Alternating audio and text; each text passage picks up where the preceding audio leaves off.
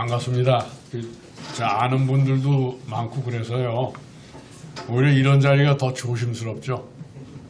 다 아시니까. 저 또 뻔한 소리 할 거다요. 아마 며칠 있다가 6월 3일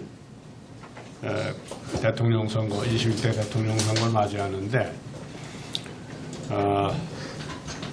뭐 마음들은 다 정하셨겠지만 그래도 걱정들이 앞서니까 제가 들어오자마자 뭐 어떻게 되는 거냐라고 그 얘기부터 물어보시잖아요. 그것 때문에 그제도 우리도 뭐 다시 단일화를 시켜야 되는 거 아니냐. 권영국 그 민노당 후보를 좀 설득을 해서 만약에 저쪽이 단일화를 가면 이쪽도 맞불로 이렇게 해야 되는 거 아니냐.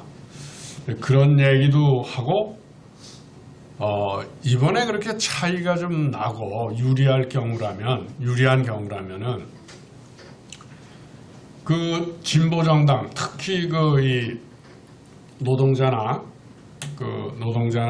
농민이라든지 이런 사람들을 위해서 정강 정책을 가지고 분명히 민주당과는 차별성이 있는 진보 세력의 후보가 나왔는데 조금 뭐 아직은 이재명 쪽이 유리할 것 같기도 한데 그 사람을 또 이렇게 주저앉히고 그런 얘기를 하는 게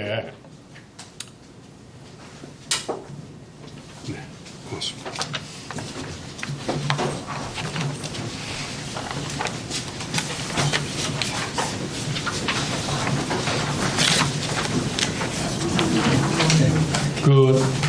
소수자들도 자기 의견을 얘기하고 그러는 게 옳은 거지. 뭐 이쪽의 이해관계에 따라서 후보를 물러나게 하든지 이런 건 아직은 온당한 일이 아닐 것 같다라는 생각 때문에 좀 그만두자고 그랬습니다. 그런데 지난번에 0.73%인가로 졌던 악몽들이 있어서 어쩌면 마지막 순간에 이 여야 후보 간의 간극이 그리 크지 않을 수도 있다라는 비관적 전망을 하는 사람들이 준비해야 된다. 그래도 뭐 이런 의견들도 있었습니다. 그런데 저는 아까 말씀드렸듯이 이미 마음들을 많이 정하고 있는 것 같아요. 이제는 이재명 후보가 넉넉하니까 내 하나쯤은 투표 안 해도 되겠지. 너무 이렇게 좀 낙관을 해가지고 그렇게 좀 이렇게 뭐라고 볼까요? 투표장 가는 것도 뭐 내 시간이 아깝다라든지 이런 생각 때문에 기권을 해버리는 사람들이 없도록 하는 일들이 굉장히 중요하겠다. 뭐 이런 생각들을 했습니다. 유태선 목사가 자기 소개할 기회가 없어졌네. 내가 미리. 그래서 뭐 요 전주까지 나온 여론조사를 보면은 52 전후에 이재명 후보가 표를 받고 있고 김문수 후보가 30% 전후, 그리고 이준석 후보가 10% 전후, 뭐 이렇게 해서 한 12~3% 정도의 차이가 난다. 합쳐봐도 12~3%의 차이가 난다 그러는데 저쪽은 이제 숨었던 뭐 샤이 보수라고 그럽니까? 이런 표들이 모이고 또 이쪽은 또 게을러 가지고 이제 내 하나 안 나가도 뭐 이길 텐데 이러고 또 이 여론조사에 응하지도 않고 이런 분들이 있어서 김문수 후보로 단일화 후보가 된다고 해도 10% 전후 차이가 나는 걸로 지금 조사가 나오고 있잖아요. 근데 마지막엔 다 이렇게 결집을 해서 투표장에 나가고 그럴 텐데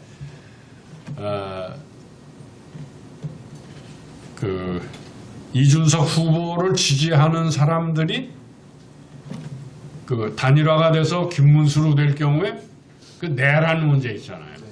이런 것 때문에 기권해 버리는 사람들이 있을 거라는 거죠. 뭐 그런 일은 없겠지만 이준석으로 단일화될 때 이준석의 그 싸가지 그런 문제 때문에 보수적으로 나이 많은 사람들이 이준석을 찍지 않을 가능성이 있고, 그래서 단일화가 됐을 때 그 자기들끼리 표가 상쇄돼 버리는 이제 이런 것까지 감안하면은 크게 염려는 안 해도 될 것 같다. 뭐 이런 분석들을 하고 있었습니다. 그런데 아마 요즘 그러셨을 거예요.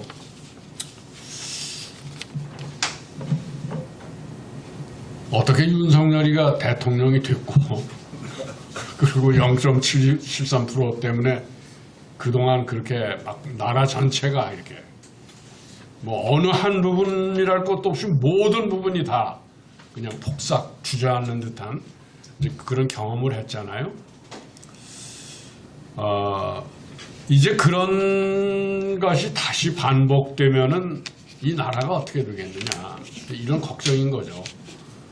뭐 지금 다 아시다시피 첫날 그 토론회 후보가 토론했을 때 여러분들 신기하지 않았습니까? 이 김문수 후보하고 이준석 후보가 짠 것처럼 이재명을 친중 후보로 몰고 반미 후보로 몰아갔잖아요, 그날. 너무 그게 이렇게 현격하게 드러나서 저 사람들이 미리 얘기하고 나온 것 같다는 느낌까지 들었잖아요. 저는 그 두 후보가 그렇게 얘기를 하고 나온 것도 아니고 그런데 그거는 현재 이 세계 혹은 동아시아를 바라보는 미국의 시각이 두 후보에게 반영이 된 거라고 봅니다. 중국과 대결하고 한미를 묶어 세우고 또 그 브런슨 주한미군 사령관과 뭐 그 주변의 미국의 안보 책임자들이 대만 사태 유사시를 지금 강조하고 있잖아요. 거기에 만약에 유사시에는 주한미군을 그리 보내겠다. 그리고 한국군도 이렇게 함께 그 유사시에 보낼 수 있다라는 식의 얘기를 우리 정부는 지금 비어있다시피 하잖아요. 근데 미국이 그 얘기를 하는 거예요. 그러면서 이 김문수 후보와 이준석 후보가 마치 다 말을 맞추고 나온 듯이 그런 뜻의 대만 유사시를 강조하고 뭐 이런 걸 보였잖아요. 역시 그런 걸 보면서 저는 그 미국이 부당하게 한국의 대통령 선거에 관여를 하고 있다는 확신을 갖게 된 거예요. 그 얘기가 그렇게 우연히 나온 얘기는 아니다. 그리고 한국 사람들이 가지고 있는 그 오랜 세월에 걸친 이 분단 분위기, 분단 위기, 그리고 중국과 북이 남쪽을 이렇게 치게 될지 모른다라는 대만 사태가 그렇게 촉발할지도 모른다는 위기감 같은 걸 갖고 이번 대선을 맞게 하는 게 아니냐, 뭐 이런 생각을 하게 됐습니다. 거기도 인쇄가 맨 뒷장에 됐어요. 조금 뭐 제가 메모한 게 거기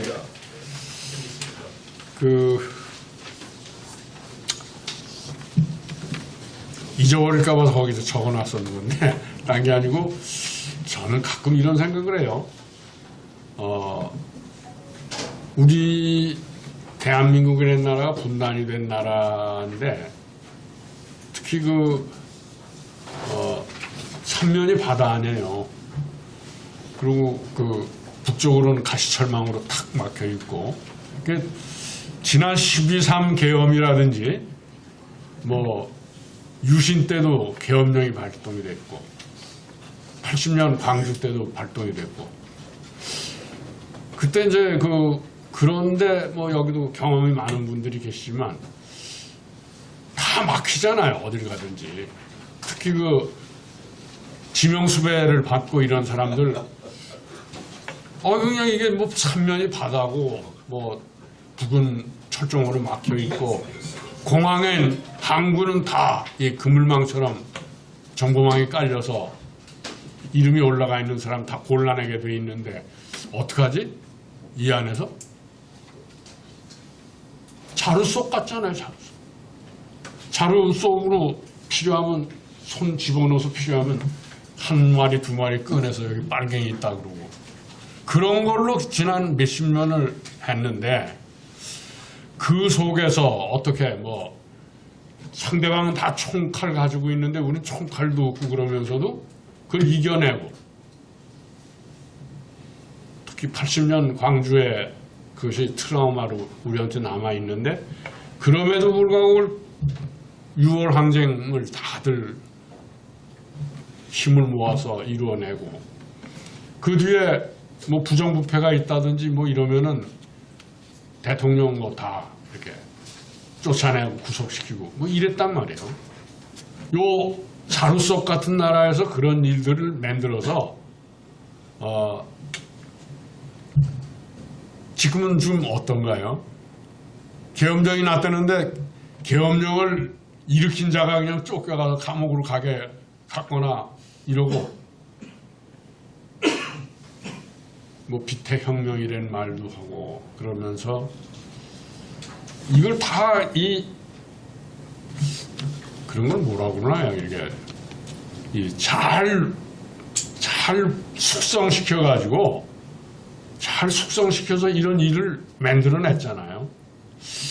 저는 이런 게 그 종교인들이 기적이라고 얘기할 때는 뭐 정말 기적 같은 예수님이 부활하신다든지 그 사도 바울 같은 분한테 그 나타나셔서 그 변화를 만든다든지 이런 걸 기적이라고 그러는데 현실적으로 저는 이 삼면이 바다로 둘러싸이고 철조망으로 위가 딱 막히고 그말 자루 속 같은 데서 여기까지 온 우리 국민들은 이걸 기적이라고 얘기 안 할 수가 없어요. 제가 가진 그 좀 모자란 생각으로 봐도.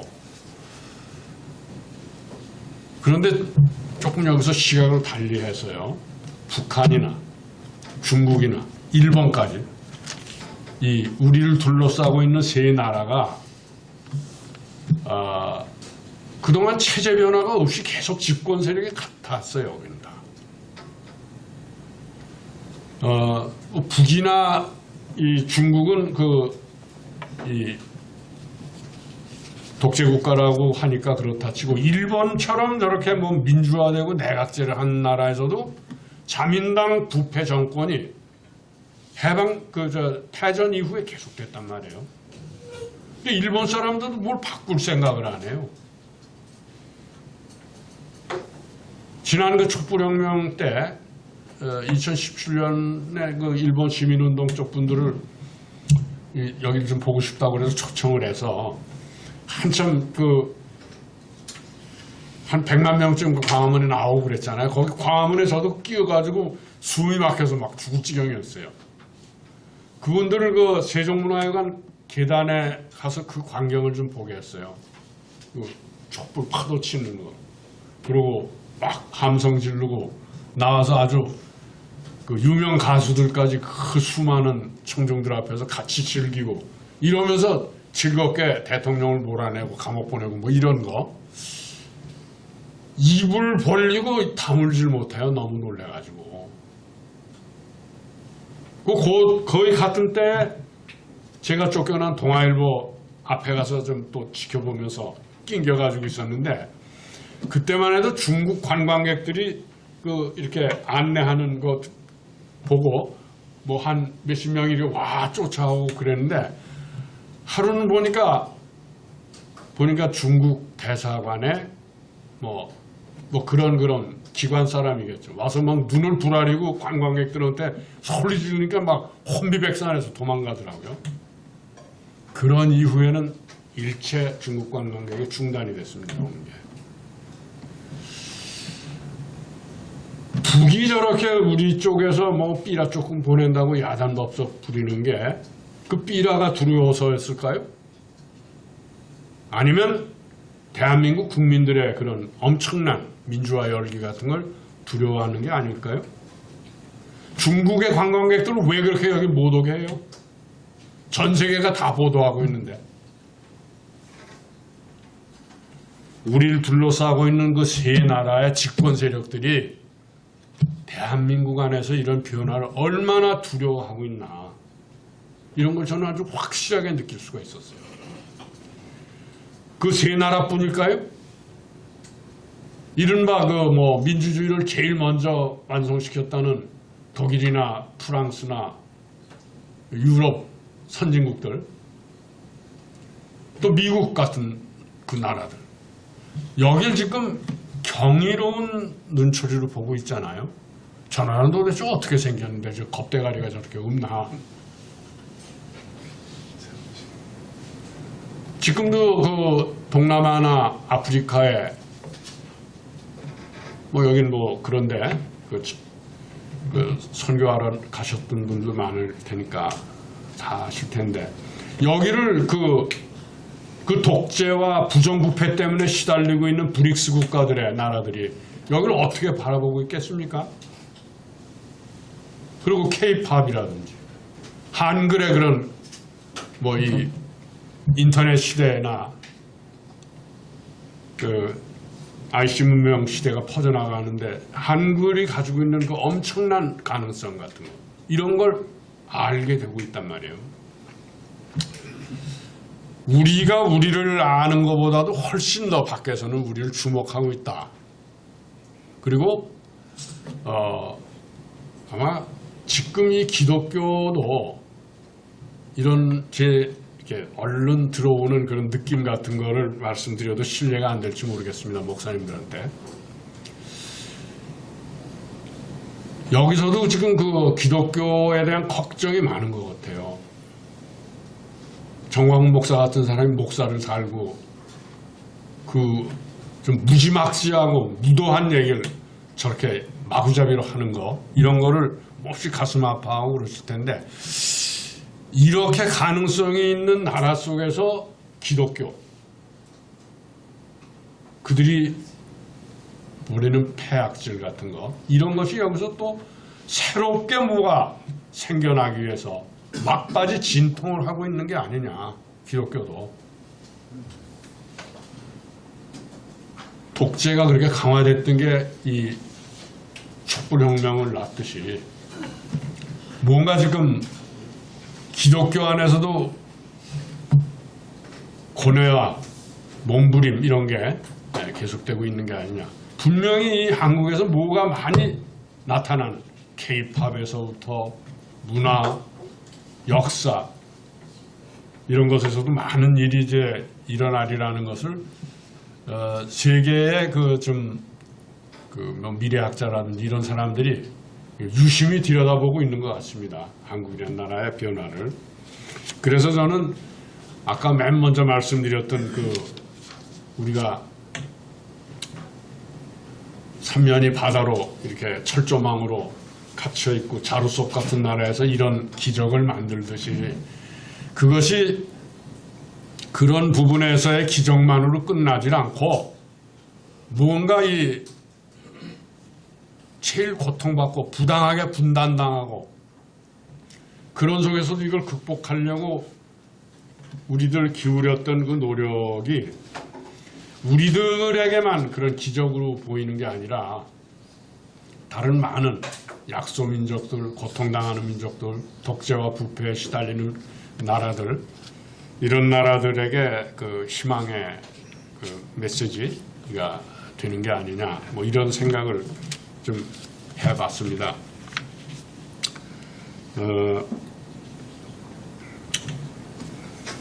제가 1시간쯤 허락된다고 그랬어요?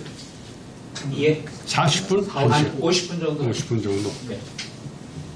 네. 그런데 요번에 윤석열의 12.3 계엄은 뭐 다 하시는 일이에요. 자기가 임기가 2년도 더 많이 넘어 남았는데 왜 지발등을 지가 찍고 저렇게 그런 일을 벌이냐 말이죠. 그것도 뭐 민주당이 뭐 의석을 가지고 국회에서 입법 독재를 해서 못 견뎌서 그랬다는 이유를 내세우고 그러는데 어찌됐건 그 사람이 자기는 전혀 의도하지 않았지만 그 부도한 폭정을 일찍 끝내고 나라를 이렇게 망조로 한 2년 반 사이에 빠뜨리고 났는데 그것도 뭐 하느님의 계시가 있었는지 어땠는지 자기가 제발등을 찍고 미리 그만뒀단 말이에요. 그리고 우리로 하여금 더 일찍 새로운 대통령을 뽑도록 자기가 만들었어요. 누가 시킨 것도 아니에요. 우리가 하라고 그런 것도 아니에요. 이것도 뭐 우리 좋을 대로 좀 생각해서 하느님의 계시를 하셨다 이렇게 생각해도 좋지 않을까 보고요. 그런데 요즘 우리가 그 젊은 사람들이 뭐 결혼도 안 하고 뭐 아이도 안 낳고 전부 그냥 경쟁에 피곤하고 뭐 이래서 희망이 없이 살고 있다 이런 말들도 많이 해서 기성세대들로 하여금 가슴을 쥐어짜게 만들잖아요. 결국 우리가 아이들을 그렇게 경쟁 세계로 승자만 소수의 승자만 선택받은 사람으로 키워낸 것 그것이 그들을 그렇게 절망을 하게 만든 게 아니냐 이런 생각 때문에 우리들 자신도 죄의식에 빠져 있지 않을 수가 없고 그랬는데 어떻게 보셨어요? 이번에 그 12.3 계엄 이후에 그 여성이 나와서 총불을 자꾸 흔들고 그 장갑차를 앞에서 막 가로막고 혼자서 그러니까 옆에서 보지 못 그냥 볼 수 없으니까 막 달겨들어서 같이 밀고 그것이 제복을 입은 군이나 경찰로 하여금 자기들이 잘못된 자의 명령에 따르는 게 아니냐라는 각성을 일으키고 이래서 그 제복을 입은 공무원들이 명령을 사실은 불복종을 한 거죠.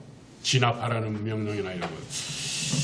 그러고 그 새벽부터 국회의원들 국회에서 비상계엄 해제 결의안을 통과시키고 그럴 때 밖에서들 같이 밤새우면서 그 국회의원들을 보호해주고 그리고 정치라는 거에 대한 절망을 희망으로 바꿔내고 그러고 추운 날 그 남태령을 농민들이 그 트럭타를 가지고 이렇게 올라오는데 뭐 막혀가지고 추워서 벌벌 떠는데 거기에 그냥 어디서 나왔는지 하여튼 돈 이런 걸 가진 사람들이 난방 버스를 가지고 담요 뭐 이런 걸 가져와서 다들 그야말로 언제 데모할 때 돈 걱정 안 해본 적 있어요? 요번에 돈 걱정 안 하고 데모들을 그렇게 열심히 했단 말이에요. 이런 것도 기적 아니냔 말이에요.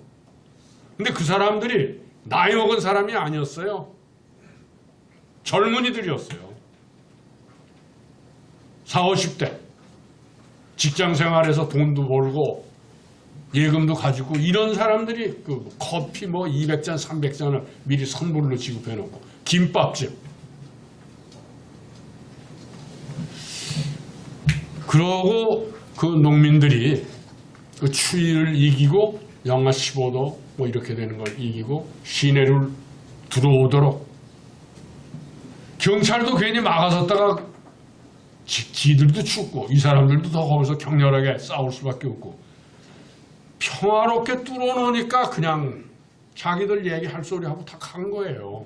왜 그렇게 막고 탄압을 하냐 이 말이에요. 그리고 경찰이나 그 지휘관들 부끄럽게 만들어서 그 젊은 여성들이 같이 나와서 고생한다고 그 사람들한테 커피들 다 주고 이런 일이 어떻게 보면 곳곳에서 뭐 윤석열이까지 포함해서 기적 같은 일들이 일어나서 우리가 이제 올바른 선택을 하고 사회 대개혁을 이루어 나가고 뭐 이런 기초를 만든 겁니다. 어떤 그 유능한 사람이 그냥 지휘를 해서 그런 게 아니라 마음이 그렇게 모아져서 그렇게 된 거 아니에요? 그래서 이번 이 사태를 저는 어쩌면 우리한테 새로운 역사가 계시되고 있다 이런 생각을 해봅니다. 그 사회대개혁이라는 얘기를 많이 얘기하는데요. 뭐 저도 뭐 이걸 제가 어떻게 다 알겠어요. 근데 이제 세월이 좀 오래 지나다 보니까 여기저기서 주워 들은 걸 이렇게 짜집게 해가지고 뭐 얘기하는데 오늘 여기서 얘기하는 것도요 그렇게 대단한 내용은 아니에요. 정치 부분에서는 뭐 이미 이재명 후보가 개헌 부분도 얘기를 다 했잖아요. 개헌 부분 뭐 그 4년 연임제라고 표현을 했는데 그 중임제나 똑같은 겁니다. 그리고 결선 투표제라는 걸 얘기했잖아요.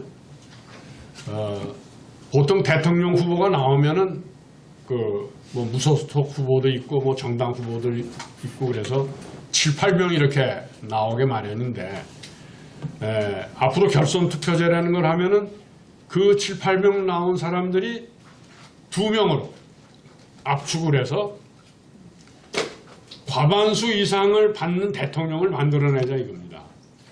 그러려면은 예를 들면 6명이 나왔다 그러면은 3명은 뭐 야당 후보, 3명은 여당 후보 뭐 이렇게 정도 해서 딱 연합을 해서 연합을 할 때 조건이 있죠. 장관 몇 자리 뭐 이런 거 나누는 거예요. 총리는 그 야당 이긴 사람의 2번째 표를 많이 묶어낸 후보 뭐 이래서 이게 뭡니까? 연정이래 연합정치라는 거거든요. 한 당파만 해먹는 게 아니고 그 한 정권을 여러 정파가 함께 연합을 해서 만들어내는 거죠. 그렇게 되면 저쪽도 야권을 할 때 야당이 누가 된다고 그러면 거기도 몇 개 정파가 같이 협력을 해서 야당 노릇을 하지 않겠어요? 그러니까 지금의 여야처럼 둘로 쪽 갈라져서 그냥 타협도 안 하고 싸움만 하는 이런 정치가 아닌 거예요. 연합 정치, 협치 이런 걸 이제 구조적으로 만들자는 게 이 결선 투표제입니다. 결선 투표제면 파당을 모으는 거 아니에요. 그래서 이제 거기서 뭐 장관도 총리도 이렇게 서로 나눠 갖고 이렇게 하는 건데 그렇게 되면 타협이 없을 수가 없습니다. 타협의 정치가. 그래서 이번에 제일 중요한 거는 이 대통령 선거를 요 다음에 할 때는 결선 투표제라고 총리를 국회에 추천을 받아서 하고 뭐 이렇게 해서 좀 지금까지의 정치와는 다른 정치를 좀 해보자 뭐 이런 겁니다. 국회도요. 지금 이때까지는 단원제였잖아요. 하나였는데 양원제를 하자는 주장이 있어요. 양원제라는 거는 뭐 상원 하원이라고 그러는데 요번에 어디서든가 대화 아카데미라고 있잖아요. 우리 이삼열 선생님 이사장 하시는 거기서 낸 안에는 하원을 민주원이라고 그러고 상원을 공화원이라고 그랬어요. 민주공화제를 한다고. 재밌잖아요, 그거는. 근데 하원은 지역구로 소선구제로 이렇게 해서 여야로 이렇게 표를 나눠 갔는데 상원은 저는 좀 조금 다른 생각을 하고 있어요. 상원은 광역시도지사 있잖아요. 그 사람들하고 광역시도의 교육감 이런 사람을 당연직으로 거기를 넣었으면 좋겠다는 생각을 저는 가지고 있어요. 그리고 이제 이 상원의 지역구로 뽑히는 상원 지역구로 뽑히는 사람은 광역시도에서 2명 정도씩만 뽑으면 된다고 봐요. 근데 자연히 이렇게 되면은 서울이나 경기도는 인구도 많고 엄청 크잖아요. 서울, 경기도는 인천도 마찬가지고 여기는 그 상원을 2명만 뽑는데 충청북도 같이 작은 도 있잖아요. 여기도 2명 아니에요. 그러니까 서울시나 충청북도나 제주도나 지역구로 뽑히는 상원의원은 똑같은 거예요. 이 서울이나 수도권 이런 사람들이 자기들이 불이익을 본다고 그러겠죠. 그 대신 작은 지방자치단체나 이런 데도 서울시하고 동등한 대접을 해주는 겁니다. 왜냐? 지금 인구도 적고 산업도 거기가 빈약하고 그러니까 예산이나 법안 이런 거 할 때 그 조그만 데가 업수인요금이나 홀대를 당하지 않도록 큰 데하고 똑같이 대접을 하는 거예요. 그 대신 이 큰 정당은 서울이나 경기도에서 국회의원이 많이 뽑히잖아요. 하원에. 거기서 예산도 뭐 법안도 자기들 유리한 쪽으로 이렇게 하는데 상원에 가서 그게 조정을 당하는 겁니다. 그래가지고 작은 뭐 제주도라든지 충청북도, 대구시 뭐 조그만 광역시도 있잖아요. 이런 데도 큰 데하고 똑같이 정당한 대접을 받고 지금 우리나라에서 시골이나 이런 데가 인구도 줄어들고 교육비 배정도 적고 거기 있는 학교들은 예산도 제대로 못해서 폐교를 하게 되고 이러잖아요. 그런 거를 이런 제도를 통해서 보완을 해줄 필요가 있다. 특히 독일이나 프랑스가 그런 제도를 취하고 있잖아요. 광역시도의 상원 의원들이 프랑스가 특히 그럴 거예요. 이태리나 이런 데가. 그렇게 해서 지역적 차별이나 이런 걸 좀 해소시켜야 된다라고 생각을 하고 있습니다. 그리고 이번에 개헌을 하려면은 대통령 선거가 끝나자마자 국회에 개헌 특위를 바로 구성을 해서 논의를 해가지고 아주 중요한 부분은 내년 지방자치 선거가 5월에 있잖아요. 내년에. 그때 국민투표를 붙인다.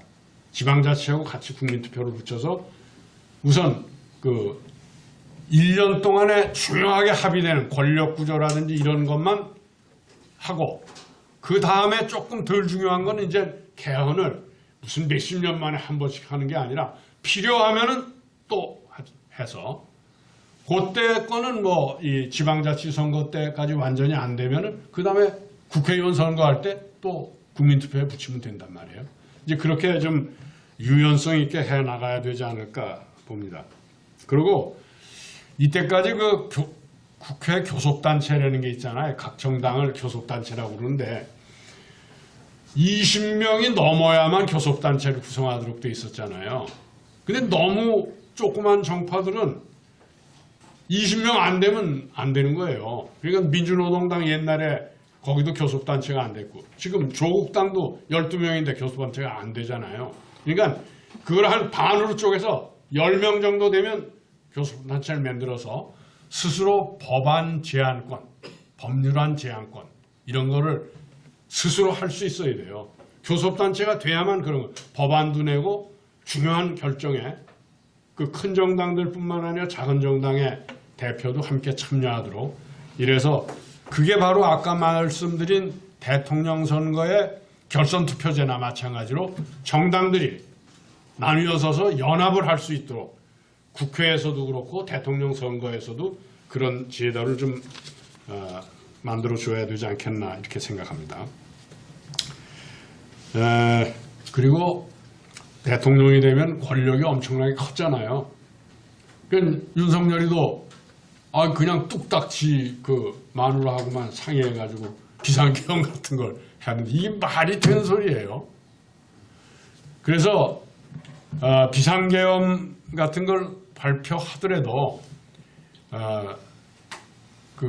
비상계엄을 준비하는 단계에서부터도 국회 쪽하고 상의를 해서 한다든지 그래야 그 노상원이 같은 사람이 뭐 1,000명인지 2,000명을 다 골라서 그 허름한 이 화물선 배에 태워서 백령도로 보내다가 중간에서 폭파해서 가라앉게 만들려고 이런 턱도 없는 생각을 하잖아요. 예? 그게 비상계엄을 대통령이 마음대로 내릴 수 있는 것 때문에 그런 일이 벌어지는 겁니다. 미리 준비할 때부터. 이때까지 근데 우리 기억에 비상계엄이 선포된 게요. 아마 북한이 침략을 해서 6.25 때 이승만 대통령이 내렸던 그 비상계엄 빼놓고는 전부 다 권력, 독재 권력을 강화하기 위해서 내렸던 비상계엄밖에 없었어요. 비상계엄 내릴 때마다 사람들 데려다 공문하고 그랬던 일이 벌어졌던 거 아니에요? 구속하고 민주항련도 그렇게 비상계엄 속에서 그런 일이 있었고 그리고 또 하나는 이 내란 진상 이번에 12.3 내란 진상규명위원회하고 그리고 요건 공적인 진상규명의 공적인 기구고 그리고 12.3 규명 시민위원회 같은 걸 따로 해야 될 것 같아요. 이 광장 시민들이 평가하는 거. 그건 또 따로 한번 해야 될 것 같아요. 그래서 이거는 바로 요번에 물론 현재 진행되고 있는 비상계엄에 대한 수사, 재판 이런 거 말고 특검법에 의해서 그 새로운 정권이 들어서기 전에 했던 있잖아요. 수사, 12.3 그 진상규명이 어느 정도 됐고 올바로 됐는지 이런 거를 리뷰를 한번 해볼 필요가 있을 것 같아요. 그리고 이번엔 새로 그 개헌에도 이 군대, 경찰, 정보기관, 법무부 이런 국민들의 인권이나 기본권과 관련된 그 부분을 함부로 다루지 못하도록 거기에 장들에 대한 그 청문회 이런 건 철저히 해야 될 것 같아요. 그리고 군, 경찰, 정보기관 이런데 법무부 검사 이런 사람들에 대한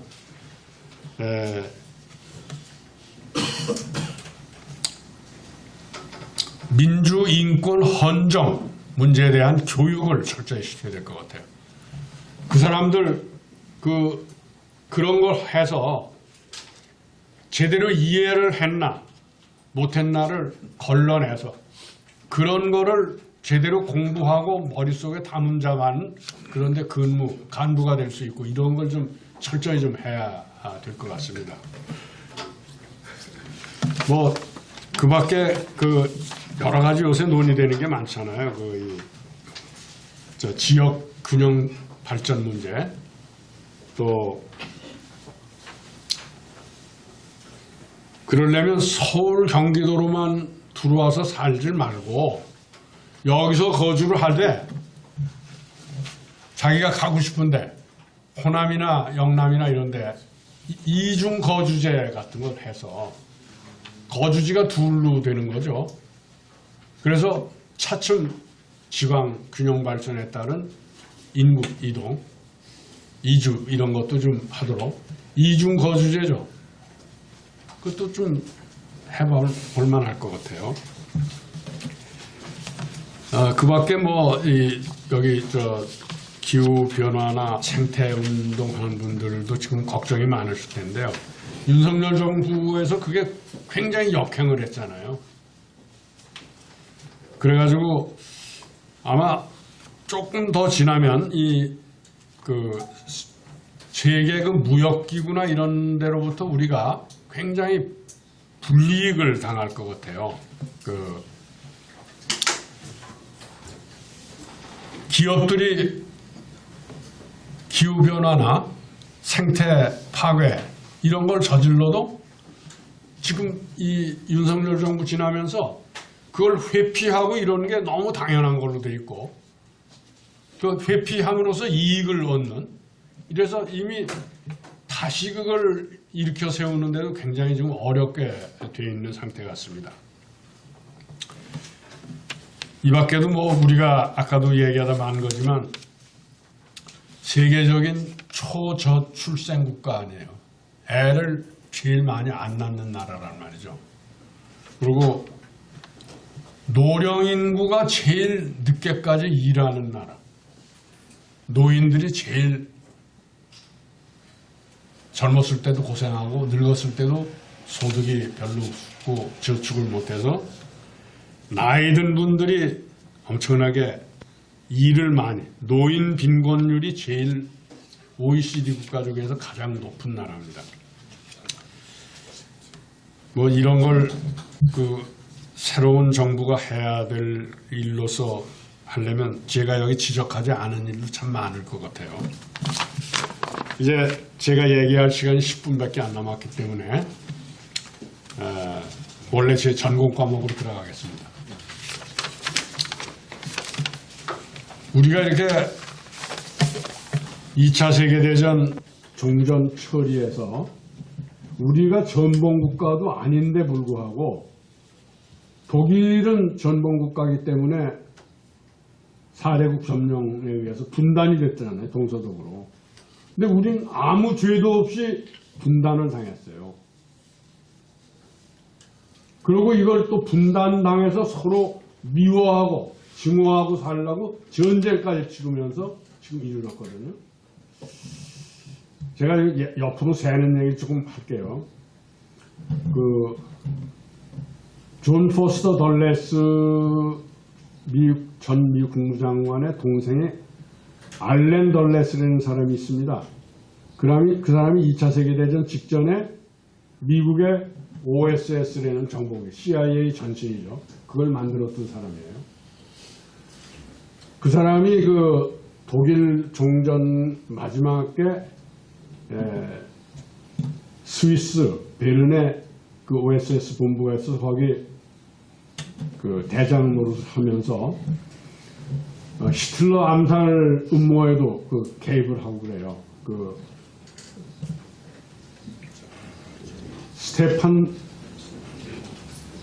스테펜베르크 그 대령이 뮌헨 산장에서 그 폭탄을 히틀러 거기 회의실에 딱 그 폭발했잖아요.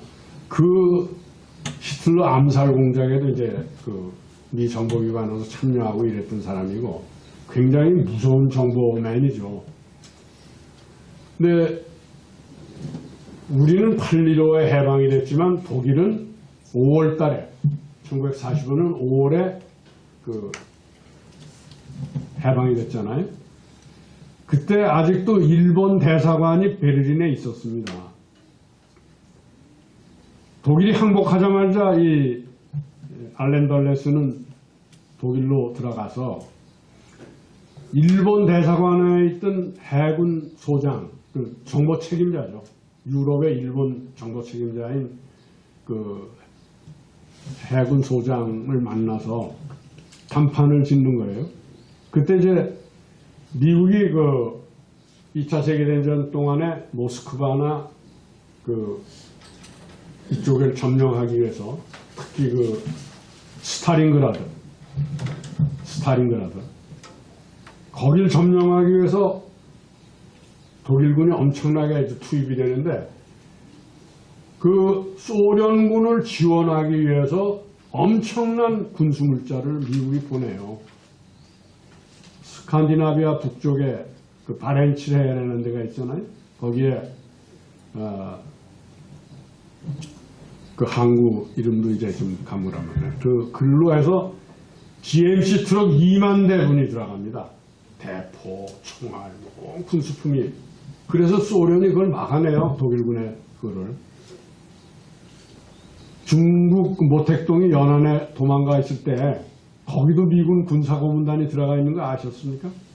뭐 그 에드가 스노우의 붉은 별, 레드스타 오브 차이나 이런 걸 쓸 수 있었던 게 미군 군사동원이 거기 들어갔기 때문에 갈 수 있었던 거예요. 그 에드가 스노우 부부가. 그럴 만큼 미국은 전 세계적인 국가예요.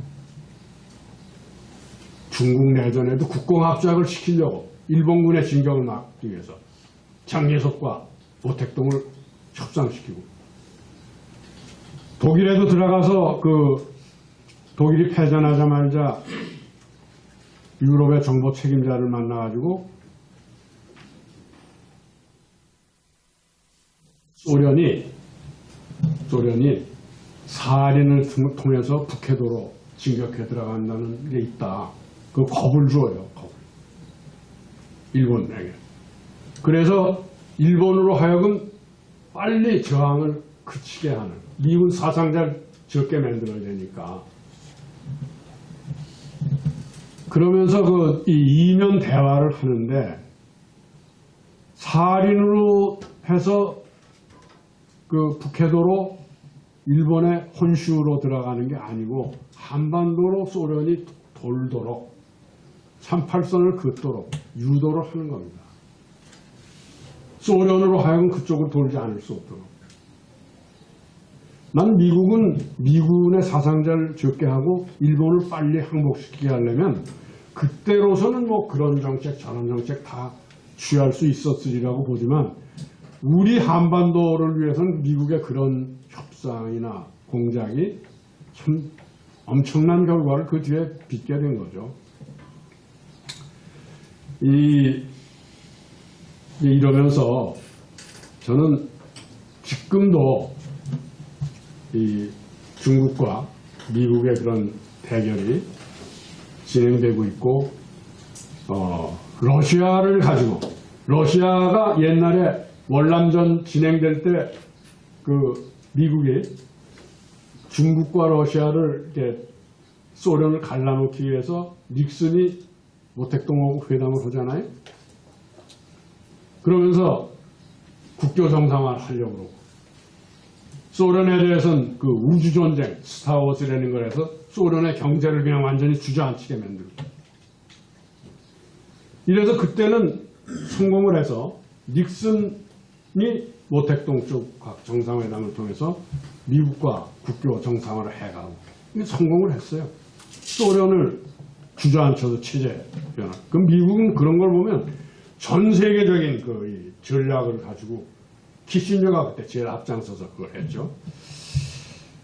지금도 이제 그런 식으로 또 들어와서 푸틴을 옛날에 모택동 대하듯 하면서 중국하고 러시아를 지금 갈라놓는 작업을 지금 하고 또 있는 겁니다. 근데 그런 때 이 한반도가, 미국이 그동안 인도 태평양 전략이라는 걸 통해서 한국을 중국, 일본과 미국, 일본, 한국을 이렇게 묶어서 하나의 군사동맹으로 이렇게 하려고 그러다가, 그걸 하려고 윤석열로 하여금 뉴라이트라는 걸 앞장세워서 한국에 친일적 만들려고 그랬잖아요. 그게 잘못한 거죠. 어떻게 한국 사람들로 일제 침략 그거를 받아들이는 만들고, 일본이 우리를 근대화시켜서 우리가 발전했다라는 논리를 받아들이도록 하려고 그러는 거 아니에요. 그게 뉴라이트의 본질입니다. 근데 그것 때문에 오히려 윤석열 정권의 무너지는 것을 촉진시켰다고 봐요. 한국 사람들 마음속에 있는 DNA를 건드려 버린 거예요. 난 그 미국이 굉장히 그런 것까지 하려고 했으면은 그들의 한반도 정책, 한국 정책, 그리고 동아시아 정책이 썩 그렇게 현명한 게 아니었다. 그러면서 저는 이렇게 봅니다. 북이 그렇게 김정은 체제가 돼서 3대 세습을 하고 그런 걸 우리가 받아들이는 입장은 못 돼요. 절대 그런 건 받아들일 수가 없지만, 그러나 그들과 전쟁을 하면서 6.25 때처럼 또 폭삭망해버리는 그런 희생을 우리에게 강요한다면 그건 있을 수가 없는 일 아니에요. 사실은 그 우리가 분단이 됐지만 우리는 그 대한민국 체제나 조선민주주의 인민공화국 체제가 영원무궁토록 이렇게 간다라는 생각은 안 하잖아요. 이건 해방이 우리에게 분단을 강요하면서 생긴 임시체제지 이게 어떻게 영구한 체제냐. 말을 줄여서 한국과 조선이라는 이 체제가 이게 임시체제지 이걸 우리가 우리 역사에 뭐 5,000년 되는 한국과 조선도 아니고 말이에요. 이건 그 긴 역사에 비하면 이거는 언제든지 해소돼야 되고 해소될 수 있는 그런 거라고 봐야 돼요. 그렇다고 저 사람 대한민국을 우습게 봐? 또 국가보안법을 걸 수 있어요. 그런 생각한다고. 걸려면 걸라지 뭐 이제. 그런데 이렇게 좀 넉넉하게 보고 어디 가서 광주에 가서 뭐 강연을 하라고 이런 말을 했어요. 이게 남쪽하고 북쪽하고 뭐 이렇게 좀 대화 좀 하고 이러고 공존하고 미국하고 일본도 북하고 외교관계 맺는데 우리도 외교관계 맺고 대한민국의 영토는 한반도와 그 부속도서로 한다. 이거 유엔에 같이 들어가 있으면서 우리 헌법에다 북쪽을 인정하지 않고 북을 흡수 통일하겠다는 걸 헌법으로 선언하고 있는 거라고? 안 그렇습니까? 이거 빨리 개헌할 때 이것도 바꿔야죠.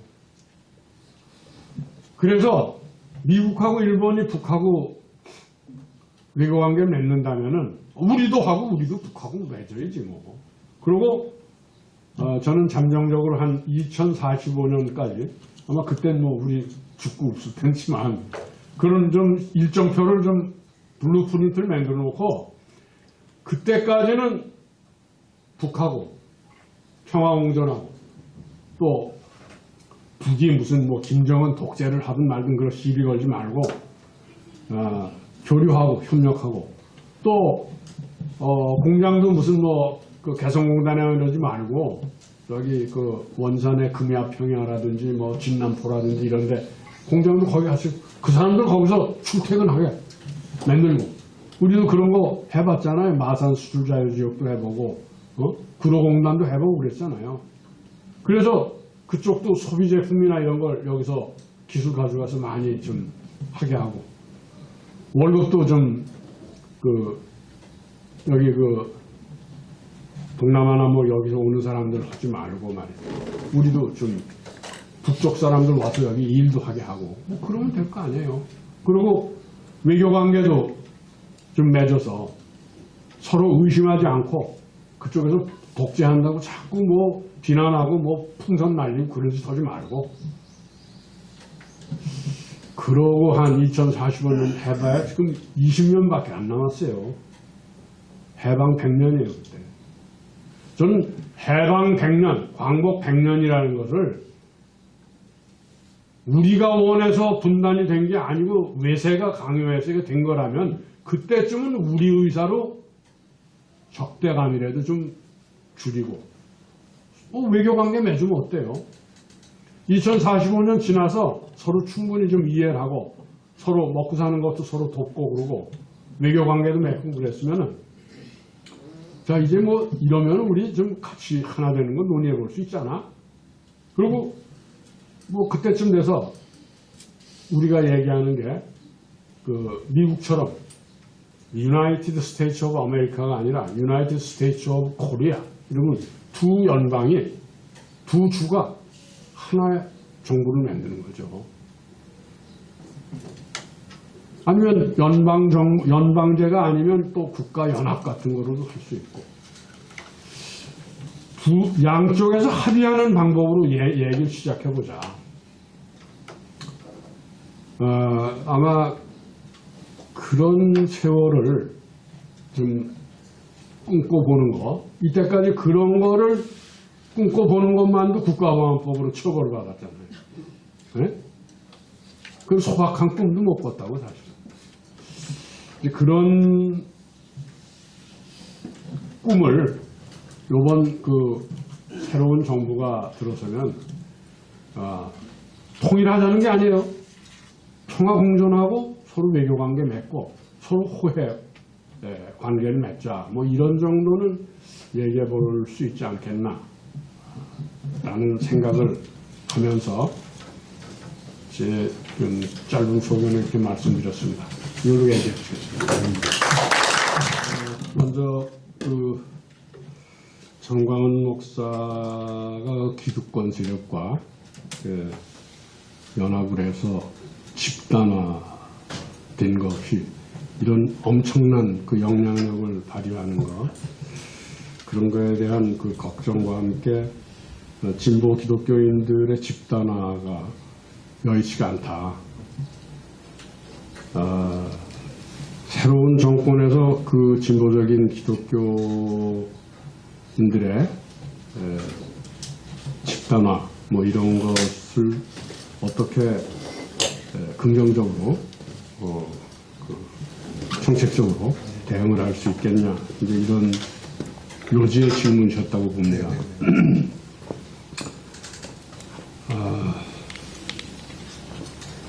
전 정광훈 목사 같은 분이 앞으로 이 새로운 정권 하에서 지금처럼 언론의 집중 조명을 받으면서 대중들의 영향을 크게 미칠까? 그러긴 어려울 거라고 봐요. 그건 내란을 선동하고 오히려 기독교의 저질화를 막 조장하는 거 아니었어요? 근데 이 기독교 안에서도 보수적인 분들이 정광훈 목사 같은 분의 그런 이 언행, 지금 이제 가장 영향력이 고조됐을 겁니다. 됐을 때일 겁니다. 윤석열의 내란 전후, 그리고 대통령 선거 전후의 이 분위기 속에서 아마 정광훈 같은 사람의 영향력이 극대화된 시기였을 거라고 봐요. 앞으로도 어제 저녁에 MBC에 보도됐듯이 헌금을 많이 가져온 사람들과 많이 가져오지 못한 집단을 원산폭격을 시키면서 쌍소리를 욕을 하고, 이게 도대체 이게 상상을 할 수 없는 일을 목사의 이름으로 하고 있는 거예요. 근데 지금은 국힘당 표를 얻어주려는 세력들, 김문수 쪽에 이렇게 김문수 쪽에 영향력을 미치는 그런 세력들이 정광훈 같은 사람들을 그걸 취재하도록 작용을 하고 있지 않는가, 난 그렇게 봐요. 이 선거가 끝났는데 그런 짓을 또 계속한다?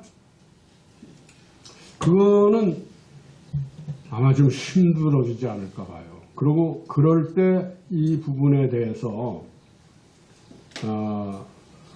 시민운동과 이 진보적 기독교 쪽에서 이제 좀 이렇게 함께 뭉쳐서 얘기를 좀 해야 되지 않겠나. 그리고 그런 거가 올바른 소리죠. 기독교 양심으로 그런 정광훈 사람 같은 사람들을 우리가 용서를 못하겠다. 이건 폐륜이다. 이제 이런 논리로 같이 목소리를 내고 그러는 걸로 우선 거기가 무슨 한 교단처럼 이렇게 할 수는 없어도 기독교 쪽에 양심적인 개별적 목사님들이 함께 그렇게 모아서 기장이나 예장이냐 이런 식이 아니고 다 함께 모여서 그런 얘기를 해보는 걸로 시작을 해볼 수 있지 않는가. 이거는 이제는 정광훈 같은 사람을 비호할 정치 세력이 없어지지 않겠어요? 대통령 선거도 지나고 그래서. 근데 그 사람들은 아까 말씀하시는 뜻으로 보면 돈을 가졌기 때문에 또 집단화가 가능할 것이다, 이런 말씀이잖아요. 근데 윤석열이 그것 때문에 비호를 받음에도 불구하고 거세가 됐고, 또 김문수가 또 이렇게 사라졌고, 그런 속에서 같이 기대서 또 그런 정치 세력을 만들어낼 수 있을까요? 내란으로 처단을 받고 뭐 이런 일들이 벌어지고 할 때. 그리고 언론이 아마 대통령 선거를 지나면은 조건이 달라질 거예요. 이제 그런 걸 좀 뭐 이 진보 정권이 뭘 어떻게 해줄 수 있겠냐 이런 건 제가 모르겠어요. 그런데 분위기는, 조건은 이렇게 제가 말씀드린 대로 이게 좀 달라질 거라고 봅니다. KBS도 달라질 거고, 다른 이 방송 매체나 심지어 조선일보도 달라질 거예요. 네? 달라질 거예요. 살기 위해서. 그렇겠죠. 이렇게 답이 다 됐는지 모르겠는데, 정 목사님은? 임 목사. 임 목사님. 거기 이 내란 진상 규명 12.3 계엄에 대한 시민 사회의 역할 이런 거에 대해서 어떻게 대응을 할까 이런 말씀을 하셨는데, 이게 무슨 뭐 국가 기구가 될 거냐 뭐냐 이런, 그건 아니고요. 내란 진상 규명에 관한 내란 진상 규명위원회는 지금 특검법을 해서 국가 기구로 해서 조사를 하자는 안이 지금 민주당 안으로 나와 있습니다. 그리고 또 하나는 광장 정치 쪽이 12.3 조사 시민위원회라는 걸 만들자고 제안을 했어요. 그래서 난 이건 시민운동 쪽은 시민운동 쪽대로 바라보는 시각이 다르잖아요. 법률가들이 바라보는 시각과 이 시민사회나 종교계나 이런 데서 바라보는 시각이 다르잖아요. 그건 따로 좀 이렇게 가야 된다고 보는데, 그 시민위원회는 그런 걸 하면은 국가 예산을 쓸 수는 없잖아요. 그게. 그래서 이런 걸 하면서 주말이든지 집회는 계속 해가면서 자기들 나름대로 보는 관점을 정리해내야 되지 않겠나. 그러니까 이게 정부 쪽에서 만들어지는 내란 진상 규명위원회는요, 국민들이 볼 때 전 정권 쪽의 필요에 의해서 하는 거라고 해석될 거예요. 일정하게 또 그렇지 않음에도 불구하고 정치 보복이라고 해석될 가능성이 있고. 근데 아까 임 목사 말씀하신 시민 진상조사위원회 있잖아요. 이거는 인권이나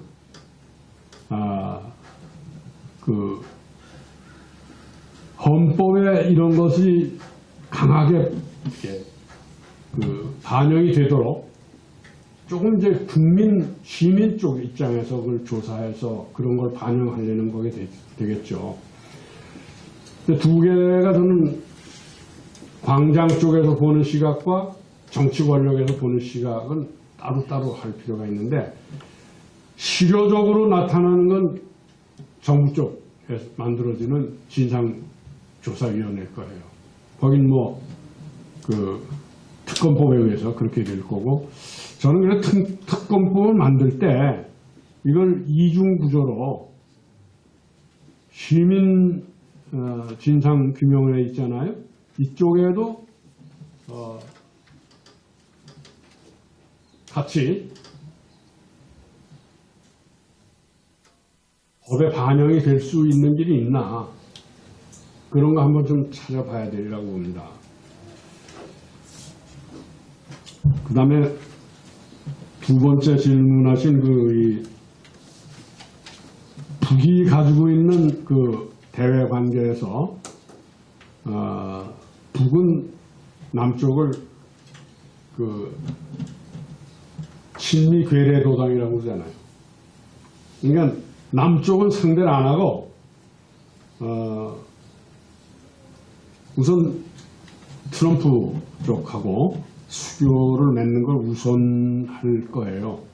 근데 그럼에도 불구하고 미국하고 수교를 하는 데 있어서는 제일 중요한 게 핵 문제, 핵 협상이 선행이 될 거예요. 근데 북이 그렇게 핵을 쉽게 포기할 것 같지는 않잖아요. 우선 그럼 단계적으로 접근할 수밖에 없을 거예요. 아마 미국은 세계에서 미국하고 제일 적대적인 국가가 북한 아닙니까? 이란하고 북한 정도가 아닐까 보는데 제일 먼저 미국이 요구할 거는 미국을 공격할 수 있는 대륙간 탄도미사일 혹은 잠수함 발사 미사일 이거는 지금 미국에서 북이 상당한 수준으로 올랐다고 보는 거죠. 그러면 미국은 당장 미국을 공격할 수 있는 북의 핵무기부터 이렇게 제거하는 걸로 북과 그 외교관계 수립하는 전제 조건으로 삼으려고 할 거예요. 그거는 미국으로는 당연하죠. 근데 북쪽에서는 부분적으로라도 북 핵무기 중에 미국을 공격할 수 있는 능력을 가진 핵무기 그거라도 포기하면서 미국과 수교할 것이냐 이거 결정을 해야 되는데 미국과 수교를 한다는 것은 국가안전보장을 받는 거 아니에요? 국교 수립을 하고 UN 회원국이면서 미국과 수교를 한다는 것은 북한에 대한 안전보장, 뭐 좁게 얘기하면 김정은에 대한 생명보장을 받는 거란 말이죠. 그거가 합의가 될 수 있냐 없냐 전 되는 쪽으로 보고 있어요. 그럼 나머지 핵은 어떻게 할 거냐? 나머지 핵은 사실 남한이 핵무장을 할 수 있냐 하고 일본이 핵무장을 할 것이냐 이게 걸려있는 거거든요. 미국을 공격하지 않는 핵무기를 북이 가지고 있다는 것은 남쪽이나 일본은 핵을 갖지 않을 수 없죠. 미국을 공격하는 핵만 거세해버리고 남쪽과 일본은 공격할 수 있는 핵무기 그건 정말 다시 다른 얘기로 하면 남쪽이나 일본에 있는 일본의 미군 남쪽과 일본에 있는 미군 기지도 공격할 수 있다는 뜻이거든요. 그 문제도 함께 일본과 한국의 핵무장 문제하고 연결이 돼서 논의가 될 수밖에 없어요. 그렇다면 이 북의 핵무기 미국을 공격할 수 있는 핵무기를 폐기한다 하더라도 남쪽이나 일본도 공격할 수 있는 핵무기도 아마 명분은 핵을 완전히 폐기한다는 건 또 못 받아줄 테니까 국제 관리하에 둔다 뭐 이런 걸 찾을 수 있을 거예요. 국제 관리하에 둔다. 미국은 한국과 일본이 핵무장을 한다는 것도 이게 한국과 일본만 핵무장을 하는 겁니까? 동남아 국가 인도네시아나 대만 같은 데도 핵무장을 또 하는 거예요. 독자적으로.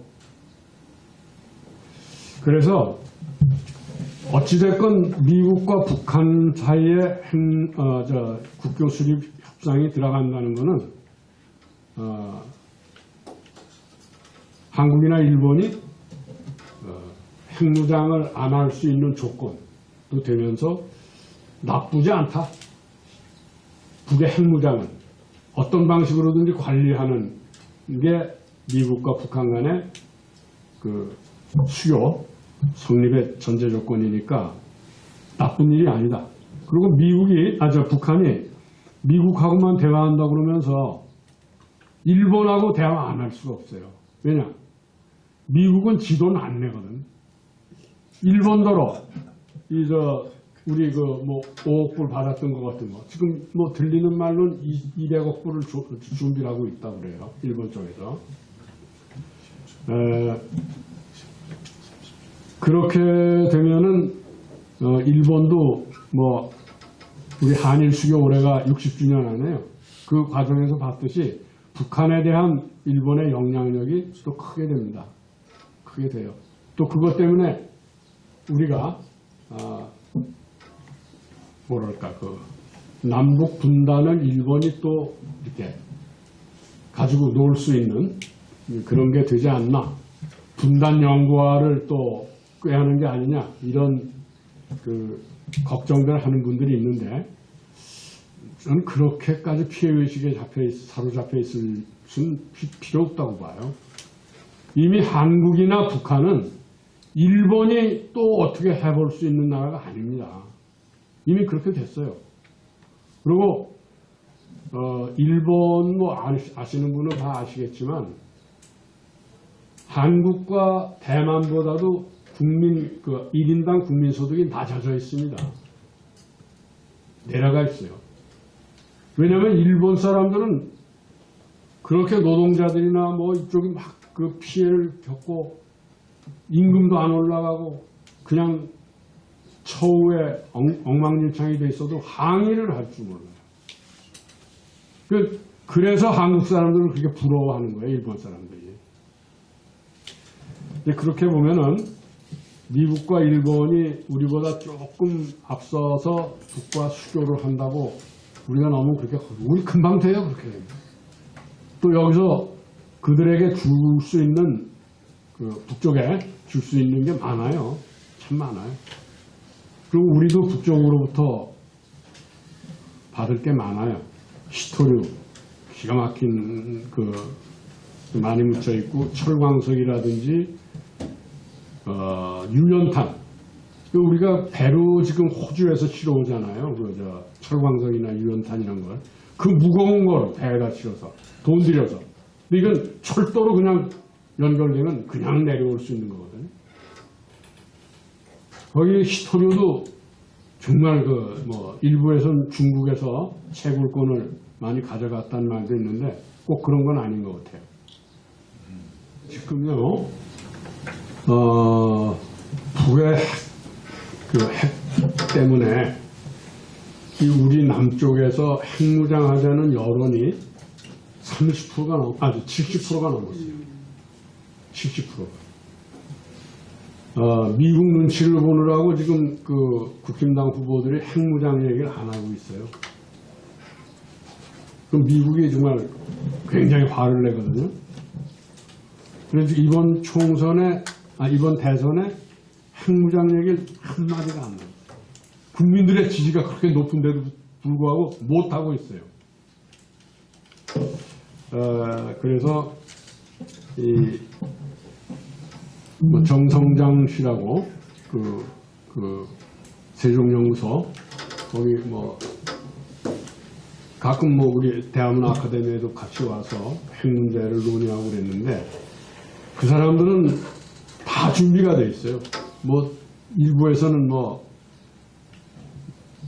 어느 유튜브 보면 한국에서 일주일 만에 핵을 만들어낼 수 있다 이런 뜬소문도 나오고 그럴 정도로 준비가 다 돼 있습니다.